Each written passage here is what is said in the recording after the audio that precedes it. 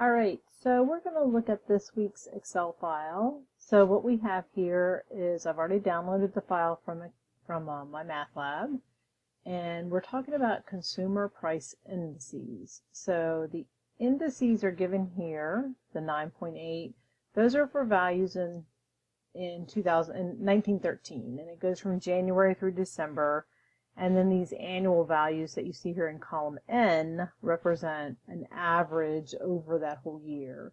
So here you have a table that goes all the way from 1913 to 2021 with the different consumer price indices.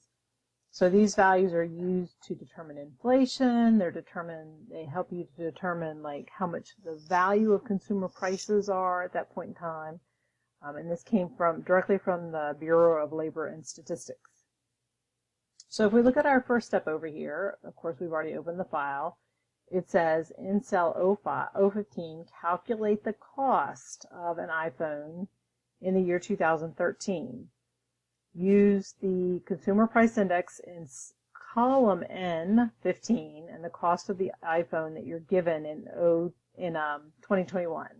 So if we scroll all the way down here to 2021, you'll notice that you are given a consumer price index for 2021 and the cost of a cell phone in 2021.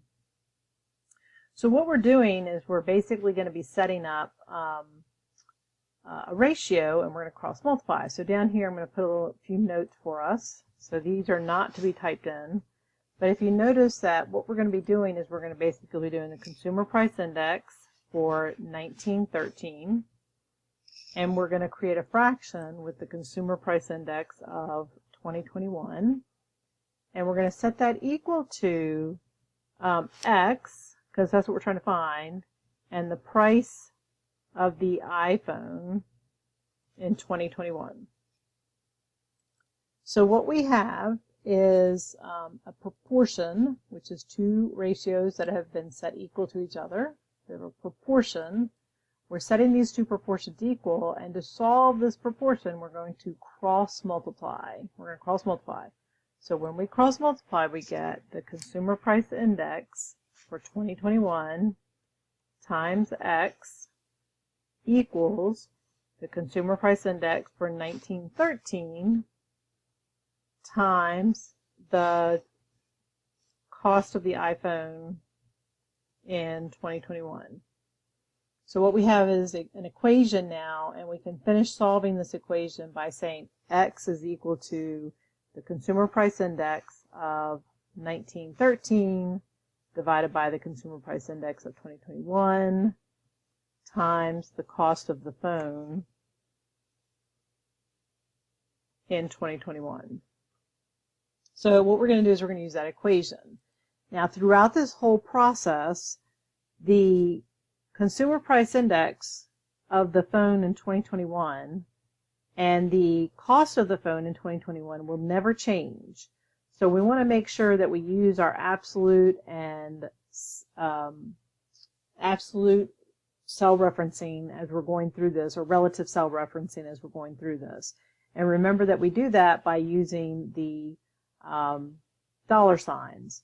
So when we're writing out this equation, we're going to be looking at where is the consumer price index located for 1913. So that is located all the way up here in cell N15, right here. So when we click on that, you'll see that I now have N15. That's that consumer price index for 1913.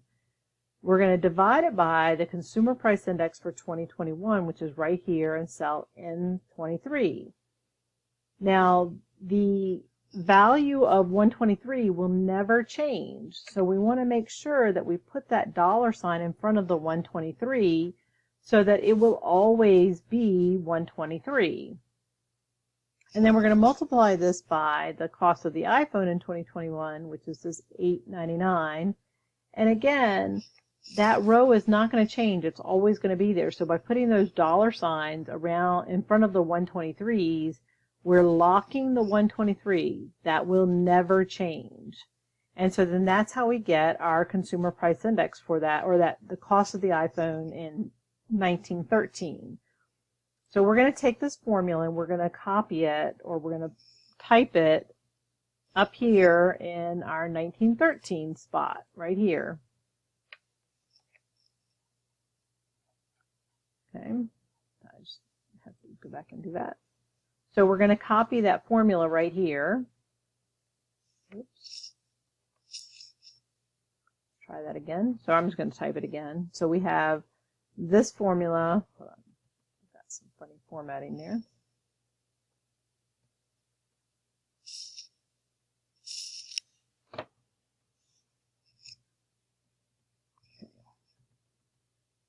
All right, so let me try this again.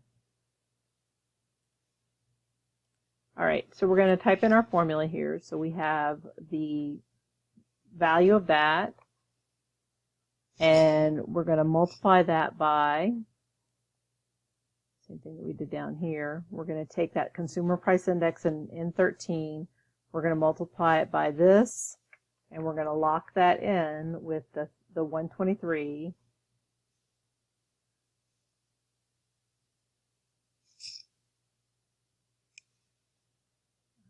It should be divide, I'm sorry. And then we're going to multiply this by the iPhone cost, which is down here at that $8.99, and we're going to lock in that 123 again. So again, that's our consumer price index. I mean, that's the cost of the iPhone in 1913. If we go back to our instructions, it says to set it as currency with 2 decimal places. So checking this up here, we've got currency and 2 decimal places, so we can drag this formula down. Okay. So then our next thing, it tells us to calculate the ratio of the values of the annual consumer price index in 14 to the value in 13. So it's the ratio of 14 to 13. So ratio just simply means a fraction. So when it's telling us to do the fraction of the 14 consumer price index to the 13 consumer price index. So 14 divided by 13, and notice that we're putting this not on row 15, but the row below it, because otherwise we can't divide properly. And then we're going to drag that down. So what we have here is what they refer to as the factor. This is the ratio, it's considered a factor.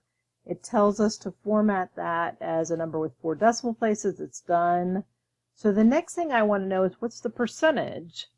So the annual inflation rate is, a factor is always 1 plus the percentage. So if I want to figure out what the percentage is, I'm just going to say this factor minus 1, and that's going to tell me what my percentage is. Again, it tells me to format that as a percentage with 2 decimal places, which I've already got. So we're going to fill that thing down.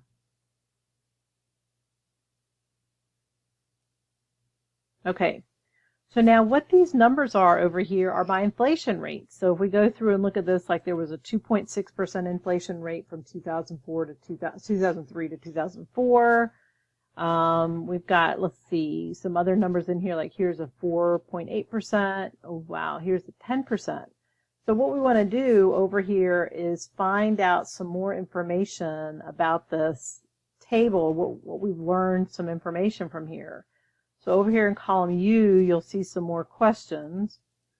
So the first thing they want to know is what is the maximum inflation rate in column Q? So we're going to use that max formula that we've learned before.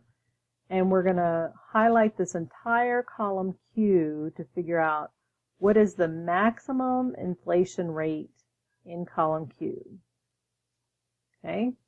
Wow, the maximum inflation rate in all those years was 17.9%. I want to know what year did that happen in. So what we can do is we can match. And if you look over here on the right, there's our formula that we're going to type. So we're going to type in equals match. And then we're looking at the maximum value, which is 17.97. And then we want to look at all these values in column Q to figure out where the maximum value is. Okay? And then we're going to put a comma 0 at the end. So that just allows us to get the correct value. So it's telling us, this match column tells us that the largest value, 17.97, was found in the 5th row down. So I want to know actually what year it was found in, so that's where I'm going to use this index column. So I'm going to do equals index. And again, I want to look at all the values in column A. So I'm going to come over here to column A and go all the way up to, not 1913, but the one right below it.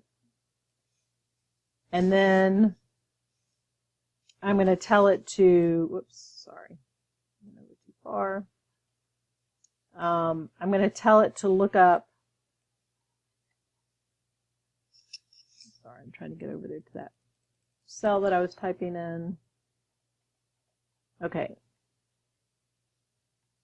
So again, here's what we're doing. We're telling it to look up the index. Oops. And then that match number is the second thing that we're going to put in here. So the match number is this 5 that we're going to put in there.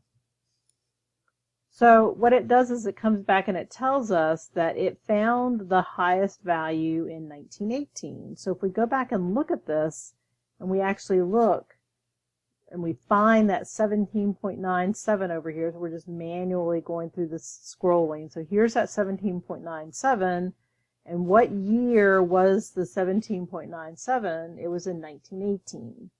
So what the match did is it found the largest value, what row it was in. It was in the 1, 2, 3, 4, 5. It was in the 5th row. And then the index statement says, look at the 5th row and look at column A and tell me the date. So it's a really neat way to use Excel to be able to look up in a big table of values and find something and then identify what you have. And then the last question here says, does inflation always increase from year to year? So you have to look at these values over here. If there are some negatives, that tells you there's a decrease over a period of time. So look at that, and then you're going to answer this question by just clicking on that arrow and choosing either yes or no, depending on what you think the correct answer is. So I hope this helps, and go ahead and make sure you get it submitted, and make sure you check for errors if you need to. Have a great one.